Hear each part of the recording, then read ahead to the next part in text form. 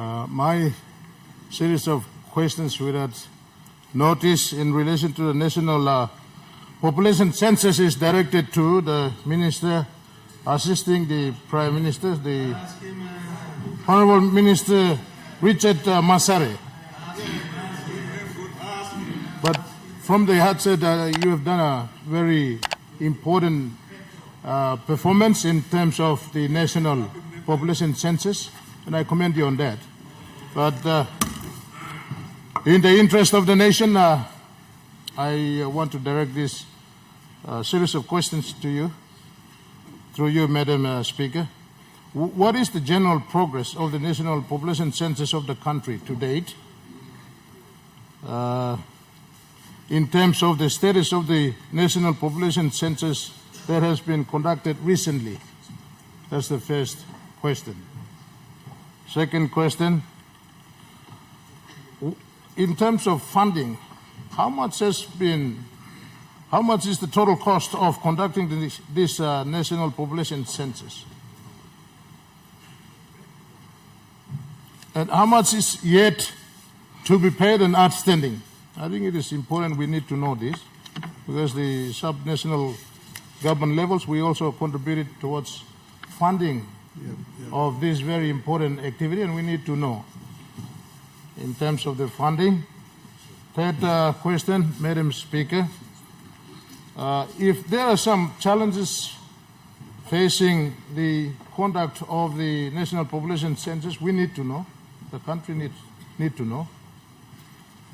And finally, Madam Speaker, what is the target date to launch these population figures that we have been making many attempts to count the total number of people in this country? Thank you, Madam Speaker. Those are my 4 series of questions. Thank you, Governor. Minister Masere. Thank you, Ms. Acting Assistant Speaker, Madam Speaker.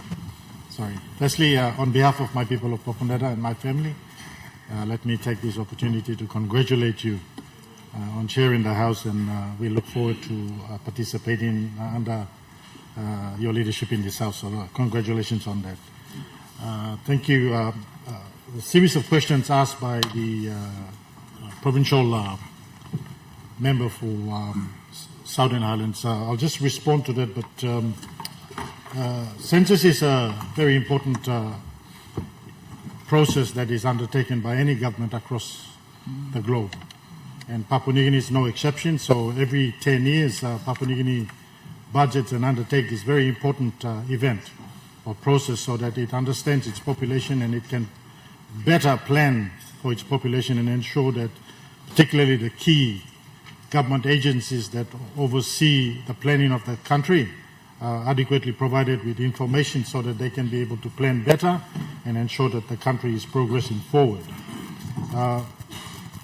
Madam Speaker, in light of the questions that's been asked, question number 1, in terms of the general progress of the national census, the census commenced on the 16th of June 2024. I was appointed as the minister in this responsibility on the 18th of January in 2024. So by the time I took on the ministry, the progress and the planning for the census had commenced in year 2020, but unfortunately, due to COVID-19, the process of the census was delayed from 2020 all the way to 2024. And when I became the minister, there was also discussions within National Statistics Office to further defer the census to 2025. And at that time, the proposed budget to conduct the census was over 310 million kina. Madam Speaker, when I took office, we took a drastic measure in terms of looking at whether the census should be deferred or conducted in 2024. And a ministerial decision was made that we were in a position to conduct the census, and we reviewed the budget that was estimated to cost the country around 310 million kina, but due to prudent management, we were able to downscale the budget from 310 million to 153 million kina in order for us to undertake this very important process. The process when it was initially planned, the census work was supposed to be done within 2 weeks. Generally, around the world, they normally mark 2 weeks to conduct the census because generally after 2 weeks, they tend to feel that most people forget where they were on the night of the point of assessment of where the actual person was on that date. So it was given 2 weeks to conduct, but unfortunately, Madam Speaker, as the preparation was continuing, the funding that was made available in 2023 to procure the census material on January 10th, which we generally refer to as the Black Wednesday, all the 15 million kina worth of census materials that were procured were stored at the post-PNG warehouse at Konidobu. And on January 10th, when the incident took place, the warehouse was burnt, and the total 15 million kina materials that were procured to run the census were destroyed when that warehouse was burnt down. So as a result of that, we had to scramble, Madam Speaker, to ensure that we met the date. And because of that, the funding was received in May 2024, which was just shy 2 or 3 weeks away from the actual event. And with all those challenges, Madam Speaker, I could like to inform this House that the census took 6 months to conduct, which was when in comparison to the last census in 2011, the census took approximately 5 years to complete. So when we look at that contrast and see the difference, Madam Speaker, you could say that the Marape Rosso government delivered the census within a record time of 6 months to ensure that we work within the budget and work within the framework that was given to us to work with. Madam Speaker, the census is a process and it takes about a few months to conclude. After that is completed, there is another process which kicks in, which is generally referred to as the field evaluation. The field evaluation is intended to move around to ensure that those that those were not counted or missed during the actual census are actually captured during the evaluation. So at this particular point in time, I've issued an instruction that we give them 6 months to conduct the evaluation to ensure that the census and its evaluation process is completed within 12 months so that the Prime Minister could announce to the country the actual population in the country. The second question on how much it cost to conduct this census, as I alluded to earlier, it has cost the country 153 million kina. Madam Speaker, when we look at the last two censuses, in Census 2000, it cost the country 145 million kina. In 2011, it cost us 165 million kina. And the two censuses when we conducted, which cost the country 145 million in 2000, we were able to reach a population of 5.2 million people. In 2011, it cost the country and the government 165 million kina, and we only counted 7.2 million people in this country.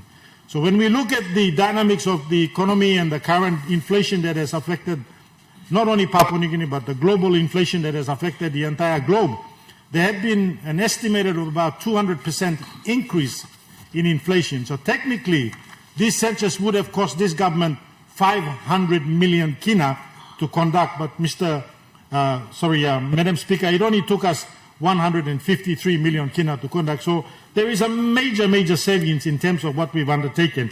And I would like to also on this point thank the provinces that participated in terms of offering support in financial support.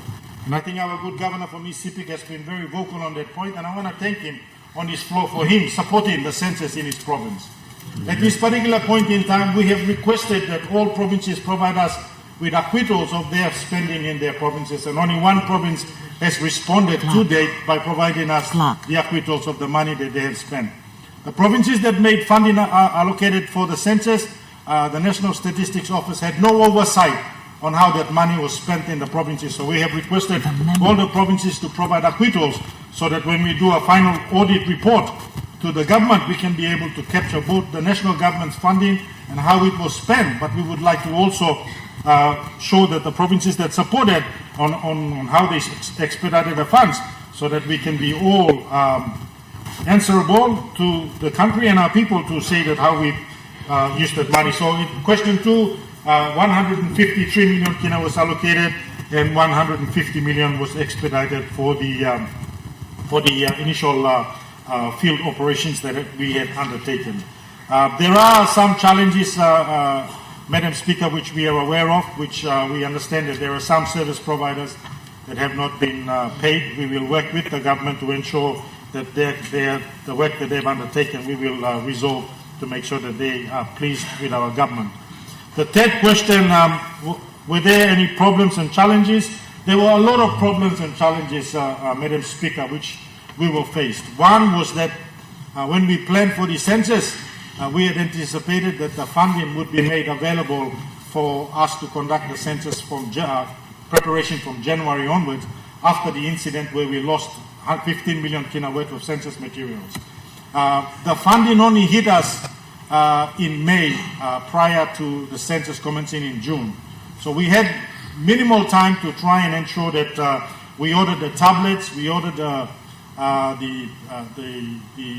training materials, we ordered the papers to ensure that we conducted the census. The papers that we ordered, apart from the tablet, were our plan B in the event the tablets could not work due to network connectivity. We wanted to ensure that we also had a plan B to ensure that we had the forms available, so that whilst they encountered challenges with network connectivity, it wouldn't stop the census, but would allow the census to continue by ensuring that they use the paper to register all our people in the country. Other things we also faced in the start of the census was we were also affected by weather. We had logistics problems due to the fact that there were fuel crises. Air Niugini and the chopper companies that we had engaged to uplift the materials to all the provinces, because of the fuel crisis, we were unable to move them in a timely manner. But with all those... What's your point of order? Mr. Speaker, can the good minister simply respond to the questions by the governor and not give a ministerial statement? Thank you. Minister Masere. Thank you, Madam Speaker. There is 4 questions, so I'm responding adequately to those questions. So the good Deputy Opposition Leader can pay some attention. Maybe he might, if he's Mr. Know Everything, maybe he might learn something here today. Minister. Tell him to relax. Can he withdraw that statement, please? Thank you. Minister Masere. Thank you, Mr. Madam Speaker. I withdraw that point. The challenges were great, Madam Speaker, and we undertook all these things in the midst of all this. But I want to thank the provinces that participated to ensure that the teams were trained, ensure that all the census coordinators and the field workers were deployed to ensure that we conducted this very, very important event. Question number 4, when will the target date to launch the final population? Madam Speaker, I just want to assure the House that I have made a ministerial decision not to make any announcements of the figure, because in the past there had been different numbers of population counts that have circulated and that have questioned the integrity of our population count. So, Madam Speaker, after the field evaluation is concluded, we will provide a detailed report to the Prime Minister and the National Executive Council, and upon their endorsement, we will then announce or put out a formal statement to this House announcing the population of the country.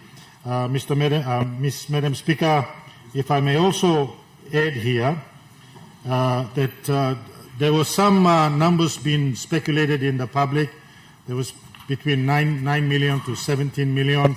Madam Speaker, those numbers that came about were numbers that were based on several different templates that were used to just gauge the population based on number of different impacts and number of different elements that would contribute to the increase of the number. So those numbers were, of course, circulated in public, but I want to assure the country that between now and June, when the field evaluation will be completed, that number will be announced by Prime Minister, and that will be the number we will use between now and the next census. Thank you, Madam